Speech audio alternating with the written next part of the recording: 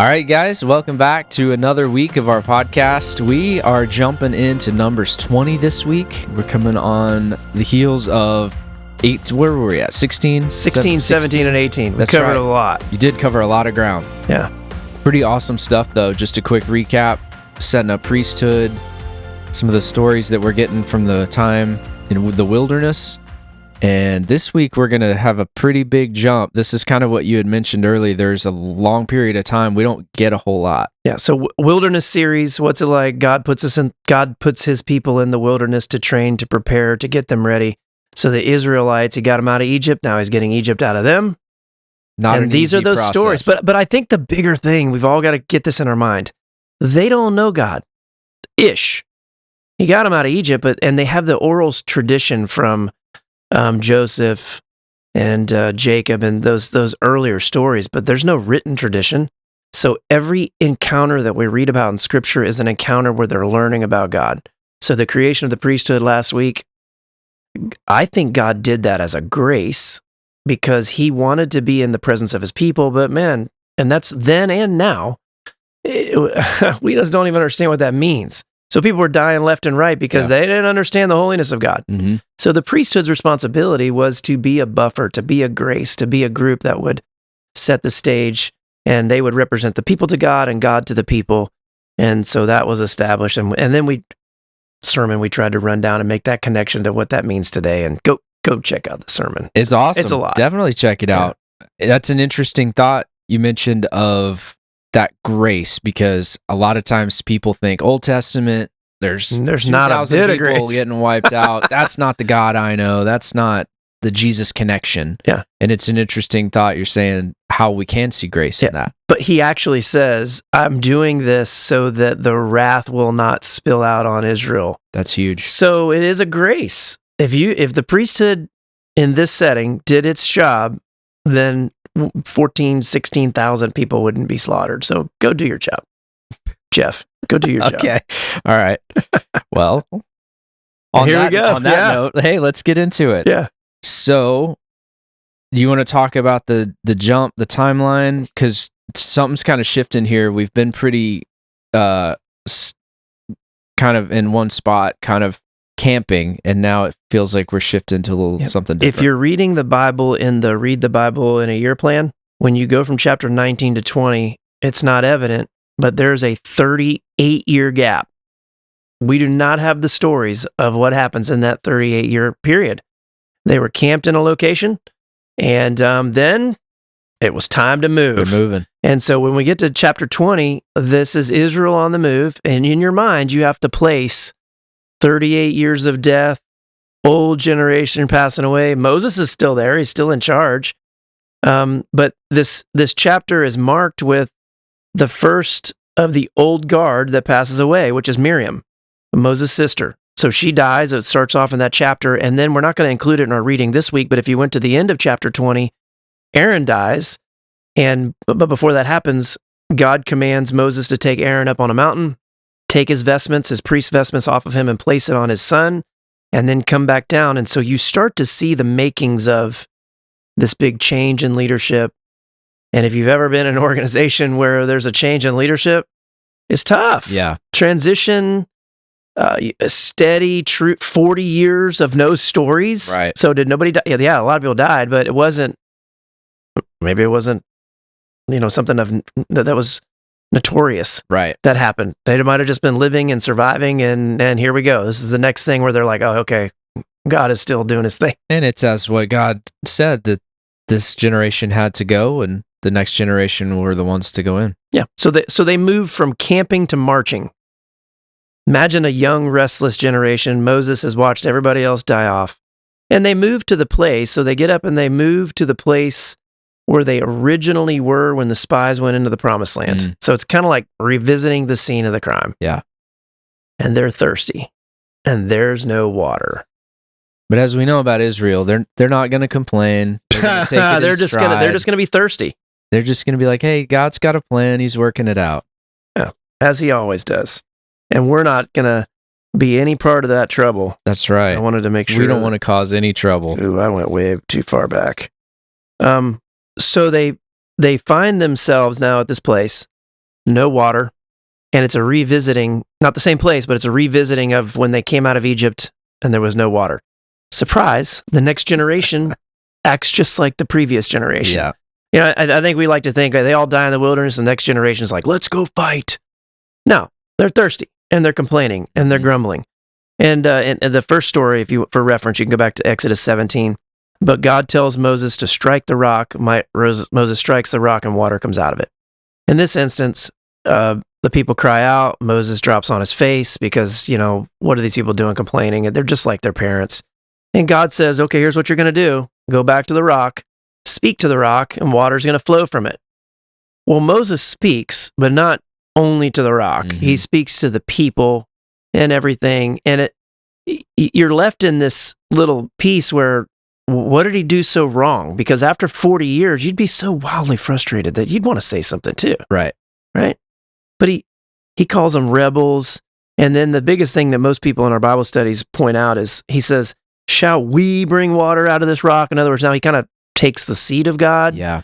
And then here's the big failing. He doesn't speak to the rock. He strikes the rock, not once, but twice. Yeah. Now, the interesting thing is God honors him and the water flows out. Mm-hmm. Or God honors the people. That might be a better way to say it. Water flows out, takes care of them. But then when Moses circles back around with God, God says, hey, buddy, sorry, because you didn't believe in me, you're not going in. You're not leading this people into the promised land. Yeah. Does that seem, after all that has happened with Moses, he was God's anointed leader for the people. Does that seem harsh? Does it seem like, man, wow, after all that and all that intercession he did? Jeff, I don't know how I feel about that. It's funny because everybody kind of falls on one side or the other. Like some of the guys in my Bible study this morning, they're like, hey, consequences, there's always a consequence for your action. I'm like, wow. Okay. And that's not wrong. And then some people feel harsh that Moses, after all of these years, was disqualified, to which I say, how long is this guy going to live? Right. It's 119, 118 years of age. I don't know that he's not Jesus, or he's not God. I should say that at this point in their understanding. He's not God. So do we have an expectation he's going to live forever? And God just like, you're done. I think a really interesting historical context, which maybe was our first episode you had mentioned, that in this time, it would have been a king situation. A leader like this would have been almost deified. Yeah. I don't know if that's a word. Deified? Yeah. Sure. Okay. It is today. But made into something godlike because of the leadership, because of what happened, miracles. So it is interesting. God's not going to share his glory in that way. You see Moses having a bit of a different posture. Typically, Moses is pleading for the people. There's even instances where we're saying, did Moses change God's mind? Like, did he talk him into something? An audience with God like no other person has had. And it's just interesting that even in that, you could say, well, he didn't trust. He didn't put his faith in God. But also he was kind of doing what he knew previously, kind of going back, and what they were always crying out for is all that they knew. Egypt. Oh, Egypt's better than this place. Yeah. As we sit here today, this sermon is not written. You'll hear me say that 1,000 times over. I'll tell you the concepts I have on the table, and they're all wildly different. Yeah. And I don't know what to teach on Sunday because the simple, straightforward reading, lack of obedience. I mean, because he says, you didn't trust in me, and therefore you should not bring this assembly in. So lack of obedience, lack of trust. But God told him to do something. He didn't do it. Mm-hmm. He lost the ability to go in. That's all we have. So the rest of it we're going to make up. I like to imagine, one of the guys on our Bible study this morning brought this up, and he's not wrong. Moses, in the picture of Israel, is the greatest form of grace. We don't feel that way because thousands of people are dying, but he stood between God and the people, and he stood between the people and God. They would have all been gone multiple times over. Yeah. But in all of that, he still had a problem with anger. Like the story of Moses starts off with him murdering an Egyptian. Right. And then fleeing to the wilderness. And then we have the throwing down of the 10 Commandments and shattering them. So there's there's an issue with Moses that keeps surfacing. Does that have something to do with it? Maybe. He finds himself here where he gets frustrated with these folks. It's 38 years. Now, if we're expecting everybody else to go through transformation and leadership, maybe that's a leadership lesson. We got to do the work ourselves. Yeah. So now he kind of takes on the place and he stands. So that's one sermon. You could preach that sermon. Yeah. The consequences, you can look at just the obedience. Hey, you make bad choices. Sometimes you don't get, okay. I don't think you like that one as much. I don't know, because I think I honestly think that's built in. He's not God. Right. So I love that we can see this and say, yep, he has some issues that he didn't work on, and I do too. Mm-hmm. The crazy thing is when we read this text, we read Old Testament. What we always try to do. I do this. I don't know if others do. I try to project it forward. What does this mean? What does this mean? What does this mean? More than just the message. The Jordan River. That's us going into heaven. The Promised Land. That's heaven. So are we going to stop and say he didn't make it to heaven? I don't think we would do that. Right. I don't know that we even know what to say about that, other than there's concepts that don't lay cleanly over this. He wasn't obedient. He wasn't allowed to lead. It was transition time. I think for me, Joshua was coming on. Moses wasn't. Somebody said this morning. I don't like it, but he wasn't listed as one of the ones that was going to go in. Only the family of Caleb and the family of Joshua. Yeah. I think I always assumed Moses would go in, but he wasn't listed. So, Jeff, I don't know what I'm preaching on Sunday. Well, and that's always when I tell you to make sure you come Sunday and find out if there is going to be a sermon. But yeah, I think those are great threads and thoughts. Jumping back to Hebrews, I know these books are so connected, but Moses is listed as a great example of faith. Yes. In Hebrews 11, as we talk about the great cloud of witnesses and those things. So yeah, I think clearly he had an incredible place in history and was an incredible mouthpiece for God and did some incredible things. But like you say, he's not going to live forever, not earthly. And so there was that transition that had to happen at some point. Beside David, and maybe ahead of David, the single most influential person in the life of Israel. Mm-hmm. I mean, I know the promise started with Abraham as far as Israel goes, but Moses took them out, shaped them, led them to the other edge of the promised land. They had the law, the tabernacle, all of those understandings happened under his leadership. He was in a time, you weren't wrong about, when other nations around, if you had this sort of influence and miracles, you would be deified.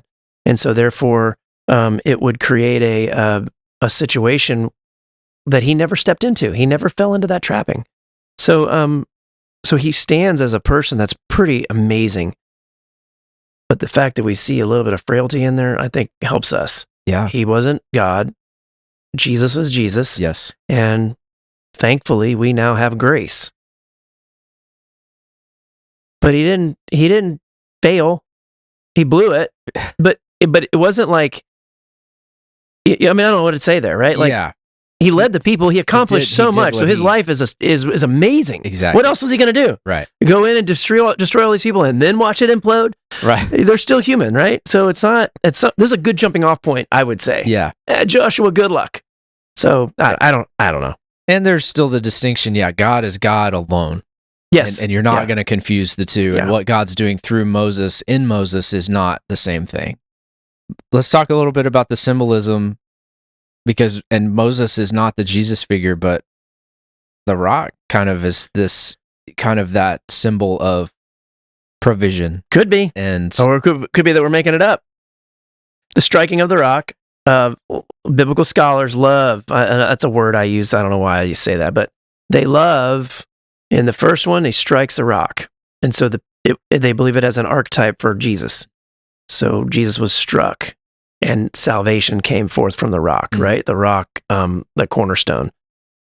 So it doesn't make sense. That was one, as Hebrews would say, one sacrifice, one time for all time. And here you have Moses being told to speak to the rock, but he strikes it. That's not the type of Jesus. So in essence, if Moses is supposed to be laying the picture of Christ for us, he broke the picture. Should have spoke to the rock. Instead, he struck the rock. And Jesus wasn't struck twice. He doesn't have to be struck. It's one sacrifice for all time. So in a sense, but that's super metaphorical, Right. and it's a really pretty sermon. Maybe he wasn't obedient, and there was a consequence. Yeah. And it was probably time to be done. Right. I don't know. That's a really short sermon. Call Jeff. Tell him. And there it'll be. There, I think, and maybe this is how we can round this out. This sermon is used a lot in leadership circles. Mm. I was listening over this last week to different sermons. I guess that's the way that I do that. Some people read, I listen. Mm-hmm. And it's used a lot by pastors who have either lost churches, found themselves in some sort of failing, had to go through times of restoration. And what they do, and I think this is interesting, they cite the change in leadership. So Miriam dies, Aaron dies, Yep. and now Moses is kind of as the next generation in front of him, and he kind of takes the seat of, well, I'm here long enough, and or do we, he puts himself in the we category, tries to take the throne of God. Do we have to do this? And you wonder if sometimes in leadership, it's easy to get to a place where you've been doing this so long that you forget that you are not God. And the church is not there to serve you, you're there to serve the church. So you hear that leadership message over and over again, but that could be a family lesson, that could be a lot of different things. So it stands as a really interesting chapter with a very simple point. Obedience is very important. Mm-hmm. That's good. Thankfully, we have grace, and maybe it doesn't show up in exactly the same way, but consequences are still relevant in our lives. Yeah.